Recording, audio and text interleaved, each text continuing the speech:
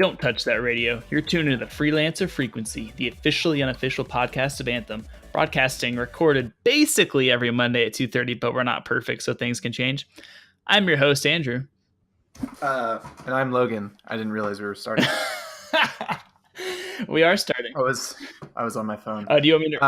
Do you want me to? No. What are we doing? What are we doing? So we're talking about Anthem, dude. We got all the news in the world.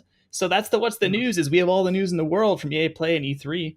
Wow. Yeah. Is that still going on? No, it's over. E3 is over, but that's where all the news is from. And we know like 10,000 times more about Anthem than we knew previously.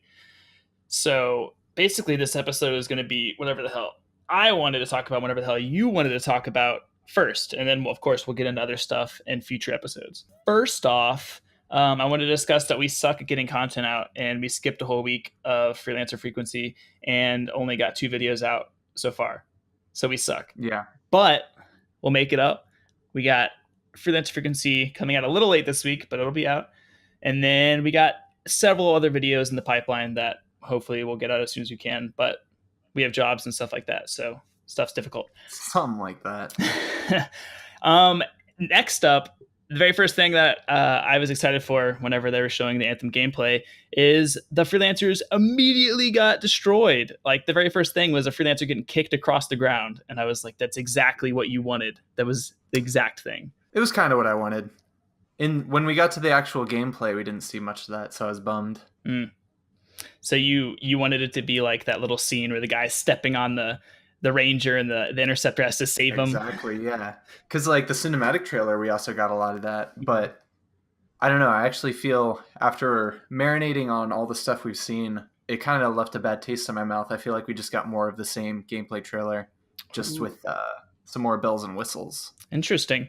I did see kind of to that difficulty and getting our butts kicked point is that the people that played the demo, because obviously at EA Play people could play the actual that mission there, that the boss was actually pretty difficult. Although they didn't, people were beating it. Yeah, they didn't actually let people beat the boss though. They only got to like the second phase, and then they're like, "All right, that's the demo. Have fun," and then like kicked them off. Yeah, so that was kind of weird. So I don't know if there's like a whole other thing, because another thing that I recently found out from Mark Darrow was that was actually one of the strongholds, that mission. And stronghold being? That's like their raid.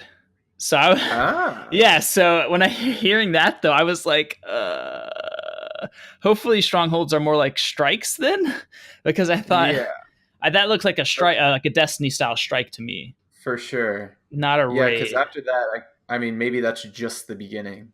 Yeah, and maybe that's why they were like, psych, this is as far as you get, and maybe that's like the first boss, but then there's like a whole other thing you got to go through. Yeah, because at that point it didn't seem much more complex than whiz bang shooty. I don't know. Yeah, then beat the spider boss. All I know is that she could shoot webs that you'd get stuck in, and she had like a baby spider attack where a bunch of baby spiders would come out at you. See, that's cool. I don't know. I feel like more of that is kind of what I wanted to see from the gameplay trailer that we got this year, rather than just more fly around shoot. Like we got some looks just at the surface of it, but for example, we still don't know like what it's going to look like when we're customizing our guys, stuff like that.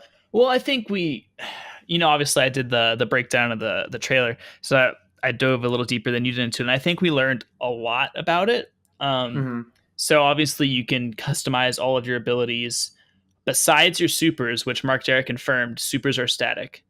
Gotcha. So the Ranger will always have that Jericho missile style thing, and the other guys will have their own supers, and those cannot be changed at this time. Obviously, they may release DLC that you can change them, but not at launch. Okay. But everything else is customizable. So, we did see between the two Colossi, there were very different things going on. Yeah, one guy was like he had a fire mortar and he had a flamethrower, while the other Colossus had a multi-mortar. And so then we know and so we also, and a railgun was his other thing, which is awesome. I was really excited about was that what that ult was? No, that was just his regular ability. Whenever he shot like the little encampment and it blew up, you know what I'm talking about towards the beginning? Yeah, that was just his railgun ability. Okay. But I think they said that was a legendary railgun. So obviously A lot of the stuff they showed was legendary. The multi-mortar was legendary. I forget, there was other stuff that was legendary. So those are all like pretty good. So that's not going to be what you start off with. You're going to start off with stuff that is just kind of eh. But as you progress, you'll get better and better, which is good. I think you need to have that sense of progression, that sense of growing your character. And speaking of growing your character, is that your javelin levels are separate from your freelancer level, which I think is kind of interesting. It reminds me of kind of like the division, how you have, you get to level 30 and then you basically your talents versus your gear. And then it's your gear score levels after that. Mm-hmm. So you get, great to get up to level 30, you get all of your abilities, you get your scan and your health and all those different abilities. And then you can like upgrade little things on those, but pretty quickly you'll like finish upgrading that in the story, right? And then everything else progression after that is not going to be tied to your character. It'll be tied to your javelins. Trying to min-max that suit. Yeah, and they did say there'll be a lot of min-maxing and that they want everybody to feel different. They want me and my ranger to feel different than you and your ranger. And speaking of, go ahead. I was going to ask you about the cosmetics, how you felt about that. I saw on Twitter Mark Dare again answering a lot of questions about it. A lot of people were like, so do these work like shaders? Mm-hmm. And he did answer the question, but he seemed to be dancing around a yes almost, where he's like, yeah, you apply this certain piece to that piece, etc. Yeah, and the way that I interpreted people ask this question multiple times, and the way I interpret it is there's going to be some set ones where it's like, let's say you beat that stronghold that they were showing and you get, a guaranteed spider skin or something like that, and that'll be just like applied to your stuff. But then you'll also have your own, like let's say you love green, so you want to use a green shader, and maybe I think you can apply that individually as well. But you won't be able to have like that cool spider icon on there or something like that. Like I think the more elaborate stuff will come in skins, and then the more customizable stuff that doesn't have the cool icons will come in. You're just your shaders and stuff like that. Gotcha.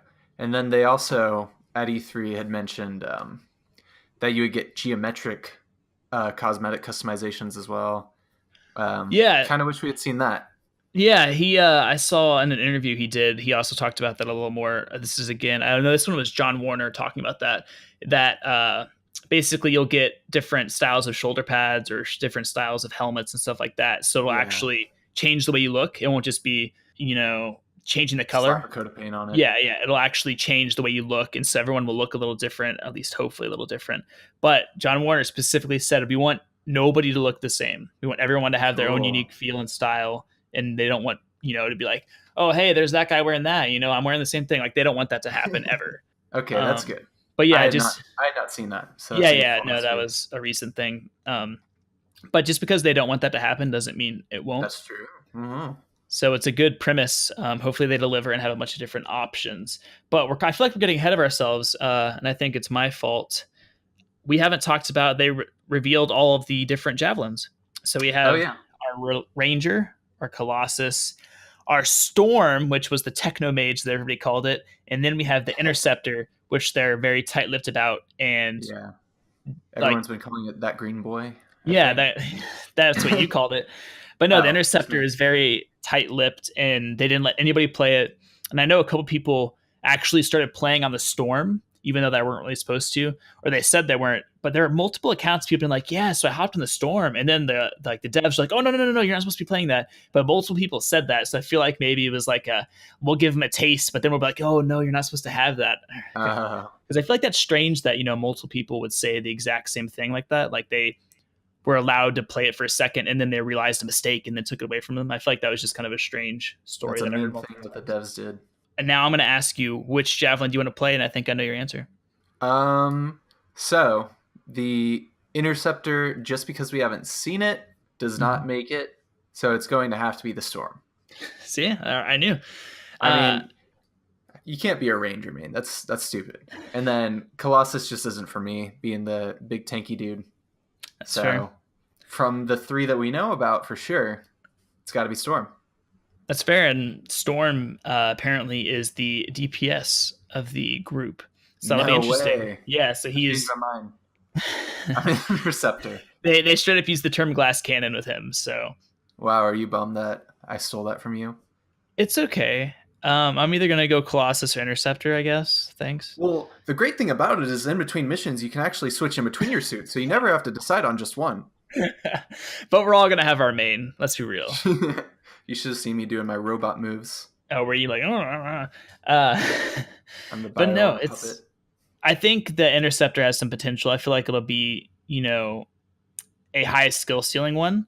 So hopefully I can get good with that. Or there's the Colossus, and the Colossus hits hard. It has a freaking railgun. So I'm down for Colossus as well. I'm And it's willing to bet there's plenty of shield bashing opportunity with the riot shield. Yeah, no, that looks pretty cool. That was honestly one of the more different things I didn't expect out of the gameplay trailer. For sure. I'm trying to think what else out of just that initial gameplay trailer that really caught our eye. I think the concept of having to watch the overheating of your jets is pretty interesting. And that's what was my prediction, is that there's going to be some sort of system that limited your flight. And that's the case. But you can cool off in waterfalls. Yeah, going underwater, or if you descend from at least what we saw, going down. Yeah, if you use kind of like a wingsuit style where you kind of just use your own momentum to keep you going and kind of just dip down. Yeah, that seemed to cool down your jets, which is pretty interesting. So there'll probably be some cool combination stuff where you can, fly a little longer if you know. The thing that I've seen most about people who have talked about this and played it is they say that the flying and the movement just feels great. Like it's perfect, basically. Which is very much needed in a game like this. So, and that's what I've been hearing. That's what I've been hearing as well. Sadly, we could not make the flight to LA and experience it for ourselves. But from what everyone's saying is they say it feels great. The gunplay feels pretty good. But just the flying and the ability to shoot while flying and the ability to switch from, jet mode to hover mode feels good. I did see that. Imagine if everyone was like, this sucks. Unplayable. That would have been really unfortunate to hear. And that's probably like the hardest thing that they had to work on, though, was the flight mechanics. But right. I did see people say it was kind of hard to all the different button inputs. There was a lot of them. You got to use the sticks, like clicking in the sticks, and you have to use like weird combinations of buttons to actually do things. I love clicking sticks. Maybe if they have specific key binding for consoles, like for PC players, I'm sure they'll figure it out. Yeah. Console, we only have so much to work with, so hopefully they allow us to really move stuff around. Yeah, I'd love to be able to customize the key bindings like Overwatch does, where they literally give you complete control. Like that'd be fantastic. Yeah, I feel like a lot of my characters have totally like quote unquote unreasonable layouts in that game, but they just make so much sense for how that game plays at a certain moment. Yeah, for sure. So hopefully they give us some freedom. And I know, speaking of that freedom and ability to customize things, one of the biggest criticisms of the gameplay demo was the giant damage numbers. And they've already basically said that they're immediately going to look into changing that and allowing you to either remove them or make them smaller or something like that. So hopefully we'll have some customization of the HUD there and the ability to change that on our own. Because I do enjoy the numbers, just to know, like, I just did that much damage, like I'm that good. But when they're that obnoxious, because I don't know, it seems like they put them up there as a thing that you're actually supposed to be actively reading, but really it just needs to be an indicator of like, okay, am I doing enough damage? Like, am I not doing enough damage, etc. Yeah, like, I think that's confirmation. Yeah, I think that's where the line of the hardcore players will look at that and min-max towards that, like, oh, I'm dealing this much more damage. But the casual players necessarily don't push it into their face. Like, that's already going to be overwhelming enough playing the game. So don't push these numbers into their face. So I think making it smaller to where both people are happy is the right move here. Cool. Or making it customizable, or both. So make it smaller and then make us have the ability, or give us the ability to change it. Yeah, I feel like a slider. I mean, I've never even seen the need for a slider on any sort of HUD like that. Yeah, I'm trying to think of, like, I've never had an issue with damage numbers in a game before. Like, the Division has damage numbers, but it's not intrusive at all. Yeah, so I've never seen that ridiculous combo spawn thing in any game. It's so weird. So, like maybe Final Fantasy 13, but I don't know. So, and you realize what the combo thing was? It was people using their abilities in tandem. Yeah, dude, he froze them and then he mortared them. Yeah, I feel like that's a cool concept. Like, yeah, we just comboed those fools. Like, you get excited and you know, Double you're play. working as a yeah, you're working as a team, and I think that feedback loop is good. Of we're doing crazy amounts of damage right now, but tone it down, tone it down. Yeah. And I know you wanted to talk about this. You wanted to talk about what Mark Darrow was talking about with the Mass Effect Yeah, just release. because I mean we saw other similar games announced at E3. The two Mm-hmm. that come to mind for me are Division and Fallout 76. You've seen more of Yeah. that than me, actually. Would you say that they're comparable? So I think Division Two, obviously, very similar space with the co-op aspect, and I think Fallout 76 is going for that exact thing, that Destiny style thing, just in Fallout. Yes. And the more that I see and hear about it, the more I'm actually getting excited for Fallout 76. Because I um, love the aspect of being able to build things. I love, Fallout 4 was a great game. So if it's basically that, but with a very well done co-op experience, I think it could be a lot of fun. But I think they're different enough from Anthem that it should be good. And I know we talked about this before, but Division 2 comes out less than a month after Anthem does next uh, year. yeah, and So that looks pretty good as well. yeah, we both played the Division 1 a lot. So that's kind of, we're looking forward to the Division 2. But does that hurt the Division 2 more, or does that hurt Anthem more? Does what? Their release dates being that close, but Anthem hasn't beat by almost a month. So yeah, I mean that's what I was kind of thinking about because Mark Darrah did this interview. It was 123 rapid questions, and Mm-hmm. basically the interviewer asked him, "It's like, do you think Mass Effect got a fair shake?" And Mark Darrah said, "No, because I think that it came out in a really really busy window of RPGs. Like I think he Mm-hmm. said 5 RPGs coming out competing with him. One of them Yeah, I think being that Breath was of the like, Wild." yeah, and Neo, and I think Nier Automata was there too. So there was a bunch. Yeah. And I mean, fair point. Zelda coming out is a huge bit of competition.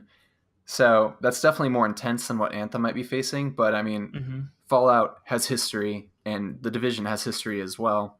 Whereas with Anthem, it's a totally fresh new thing and people have no idea what to expect. Like, even still, people just coming in and looking at it aren't really sure what they're looking at unless they Mm-hmm. really dive into it. It seems like a similar situation. It's like, well, there are other similar games that people kind of know what to expect from that are going to be competing with them. I don't think Fallout 76 is an issue just because that's It, coming it out also in comes, yeah, November. there's a couple months. So that's like 3 month time period, and that's the holiday rush, and then you have your early year releases in March and February always do pretty well. Cool. So those are kind of different time periods. I don't think Fallout 76 will have any impact on Anthem, and I do think Anthem's in a good spot because they're before the Division 2, which has that history, so True. people won't be already engulfed in the Division 2. And I will bring this up. I believe IGN or GameSpot, somebody released their most looked at articles. So like basically all the articles, they congregated all the traffic for every article by game, and Anthem was the highest looked at over E3. Huh. Yeah, and I've seen tons of things. People gave Anthem their game of E3 and stuff like that. So I think there's a ton of interest in Anthem, and because you're talking about Fallout 76 and Division 2 having history, BioWare is a history with a lot of people. That's true. I guess So I I'm just think, talking about within a specific yeah, franchise. yeah, within a universe, yeah, I understand that, but I also know there's a lot of diehard BioWare fans. BioWare fans that love the way that BioWare tells the story, Right. and so they'll probably buy it just to get that story experience. And then I think once you get sucked into that looter shooter, it's hard to get out sometimes. So Uh-huh. I think people will enjoy it, and I think it has a lot of staying power, and I think it's going to do really really well. Obviously, or else I wouldn't be doing this stuff, because no sense getting excited about something that's going to die in 2 weeks like Lawbreakers did last year. Stab at Cliff Blazinski there, sorry. But I think Anthem's going to have a hell of a start and is going to sell a lot of units. That's cool. Yeah, that's all you have to say. That's really cool. I'm glad you feel that way. I mean, do you think it's not going to do well? No, I feel like you're kind of. I do think it's going to do well. It's just a weird point for me where I guess E3 didn't give me exactly what I wanted.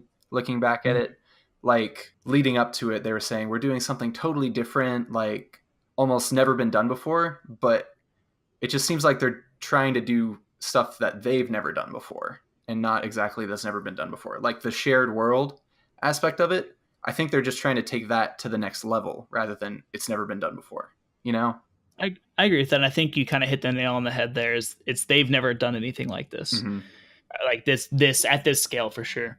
So I think it's definitely a learning experience for them, but I think they're doing their best to make it a different experience. And I think that's where like the flying comes in, Mm-hmm. and the comboing the abilities and just that customization and abilities. One thing that I think they really nailed for me was they didn't even tell us too much about the story, but it was just enough to where like we know the world we're going into now, like we know how it was built even, and then we know what our freelancers stand for, and then what the antagonists are trying to do, which is basically take these tools of the gods that have been left on our planet and just use them to make weapons and stuff. Yeah, I honestly am really, really intrigued and interested in all that lore. And so I'm going to plug a future video. I'm going to do a lore video. So What? you get excited. Awesome. Yeah, there's actually a ton of lore that they actually did talk about. So it's just a matter of compiling it all and bringing it in. But I really like the history behind that. It reminded me a lot of reading like early Tolkien books, like setting up the world of Lord of the Rings, where there's like gods and stuff like that. So I thought it was pretty cool. It also sets up for their future services in a way, and that they can basically use the Anthem of Creation as a developmental tool and be like, okay, this week we just want to have something totally crazy go on, and they can just use that and be like, hey, there's like a portal to a different dimension of the same world, blah blah blah. I don't even know. Yeah, no, they're basically give themselves creative freedom to do that kind of stuff, and they've addressed that as well, talking about we want to have crazy storms, the Shaper Storm that we've seen in the original gameplay trailer. Like they want to have stuff like that that's dynamic and changes the universe around us. Right. So that way we're not seeing the same stuff over and over and over again. Yeah, it's definitely tough though. Like it's almost, I imagine like their office turning into the Hunger Games like game center where it's like, all right, we're deploying the freaking tracker jackers going out. Go now. The poison gas. Yeah. Yeah, honestly, that would be awesome. I'd love that. And honestly, thinking about, you brought up Hunger Games, so Battle Royale, obviously everybody's doing a Battle Royale. There's no PvP in Anthem. Yes. I think before I said, I think that'd be a good idea for them to have.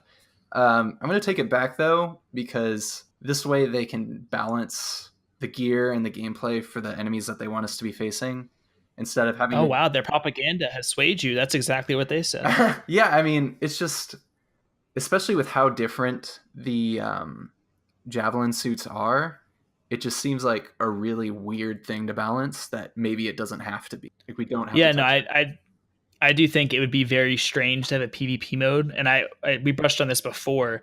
We don't understand how a PvP mode would really work with the abilities because they're so powerful and crazy. And I will say multiple developers said they're not ruling out a PvP mode down the road, but there will not be one at launch. So maybe, if the game does really well, or maybe somebody has a really cool idea for a PvP mode, like maybe they could make it like a MOBA where you have like mobs and stuff like that, and you're fighting against, this team of javelins and their army, and then your team of javelins and your army, and you have your lanes and all that stuff. So I think maybe there's some sort of PvP they could go down the road, but it wouldn't just be, straight up Destiny style PvP where you're in an arena. Like it's not going to be an arena shooter. It's never going to be that. It just wouldn't work. Yeah, I like that, because what I've been imagining so far is basically arena shooter type stuff, and it's just like, that's bizarre. But I like your objective companion-based look at it. Yeah. No, I think honestly that would be the only road they could go down because, I think that would actually be pretty interesting. You have your abilities to take down all the mobs and all that stuff, and then you got to fly around the map. And I feel like it'd work a lot better and be a lot more open. But imagine I'm not a developer. 3-dimensional lanes, dude. Yeah, I'm telling you. 4-dimensional. Are y'all hiring BioWare? How are you hiring? Yeah, I'll go work for them. One other thing I wanted to bring up was we keep talking about Mark Dara. He's basically been answering questions nonstop on Twitter throughout E3. And I also plan on doing a video recapping all of his questions and answers that he's done. And he's basically been providing all the info that we could possibly want. And stuff about customization, stuff about Fort Tarsus, stuff about just like, do you get to control the look of your freelancer? And did you see somebody asked if you could make your freelancer have bigger boobs or a bigger butt? I missed that. Did he answer that? Yeah, he answered it. He said no. He Uh, said they're the actual your freelancer. They're going to stick to face and hair customization. face and hair. Yeah, What so about gender? I assume gender as well. They don't want to have that backlash of that Battlefield Gotcha. had. Yeah, I saw one of his answers was basically your character is voiced, but you can't choose the voice. And so I was wondering if it was a fixed, like at least gender or something. But I assume they just have one for each Yeah, then. I would just assume one voice actor either way, which that's cool. And I think why they did a voice actor for your character. Let me guess. To set itself apart from Destiny and the Yeah, Division. because Destiny didn't. That's exactly why. Because people complained that Ghost is your voice and you don't have your own voice. So Basically. I think that'll be good. And I think going back to we talked about Bioware before, their roots and storytelling, I think will be good. And there's one last thing I want to talk about. Um, and that's the story of Anthem and how it's going to be contained within your own character's world. Like within Fort Tarsus is going to be basically your solo, your single player stuff. So any decisions you make, any stuff that you do within your fort that affects the actual fort itself, only you will see. It's your personal private space. You won't be able to come into my fort. I won't be able to come into your fort. But the outside world is shared by us. So if there's a Shaper Storm going on in your world, and let's say it's at point A out of point A through E, it's happening at point A in my world as well. So there's going to have uh, dedicated servers. So basically, anything that happens in your world is happening in my world. Everything's live. Everything's happening to all of And us. I love how they talk about that, where they're like, yeah, so like you'll show up to school the next day and get to talk about what you were doing during the storm. And I just imagine this one guy who's like, it was my dad's birthday. I didn't get to play. I did missed think it. I did think it was a little goofy the way they're explaining that, but I also do understand that to be Yeah, like, you're missing out in real life too now. Don't yeah, worry. FOMO is going to be for real. Because they were right though. In games in the past, you're like, dude, I had this crazy thing happen in my game last night. And the other person's like, oh, I didn't have that Can't happen. relate. Yeah, how Mm-hmm. did you do that? And you're like, dude, we'll all experience it, even if we're not playing together. Even if you put yourself on private and do not disturb, and you don't let me know that you're online, you'll still experience what I'm experiencing, even though I'll be Can we sad. just talk about that later? Yeah, I guess. Uh, so I think that's going to do it for this week's episode. I know we have a ton more to talk about, but we want to save some for the upcoming episodes. So, Cup coming? cup coming. We want to save stuff for the upcoming episodes. So make fun of me. So I think things that we missed, I will say we missed an entire episode of Freelancer Frequency last week. Oh, it hurts. So we suck, but we'll be better. And this one's obviously going to be late because it is. And then hopefully next week we'll get on schedule and get things rolling again. We will. We will. That's a promise. You've been listening to Freelancer Frequency, the officially unofficial podcast of Anthem. Tune in next week to keep up with the latest Anthem news, theories, and opinions. Feel free to comment down below and drop a like on the video if you like what just graced your ear holes. We'll see you Monday. See you Monday. Hey. We'll see you next. Damn it. We'll see you next Monday. Hopefully, same time. Hopefully, same place for sure. This is Andrew and Logan signing off.